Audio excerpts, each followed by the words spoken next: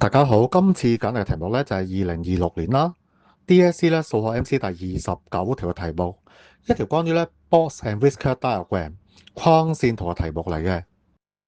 睇睇咧題目咧講啲咩啦？好啦，俾咗我哋三樣嘢啦，第一就係 mean 平均值，第二就 lower quartile 下四分位數啦，第三就係 interquartile range 四分位數間距。問啲咩咧？Which can be obtained from any box and whisker diagram？有咧框線圖可以得到邊啲嘢咧？咁嗱，呢條咧好 straightforward 嘅啫。首先咧，直接畫個圖出嚟咧，我哋已經知啦。我哋可以得到啲咩咧？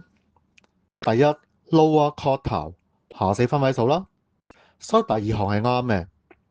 另外啦，透過 box 咧個框啦，個闊度啦，我哋揾到 interquartile range 四分位數間距，所以第三行咧都啱嘅。但係咧，我哋唔可以咧直接揾平均值，唔可以揾個 mean 啦，所以第一行係錯啦。答案係 D 啊。我哋咧會繼續咧拍埋咧其他咧題目咧嘅 solution 嘅，歡迎咧大家咧訂閱咧我哋嘅頻道啦，同埋 share 咧出去咧俾身邊嘅朋友啦。多謝大家。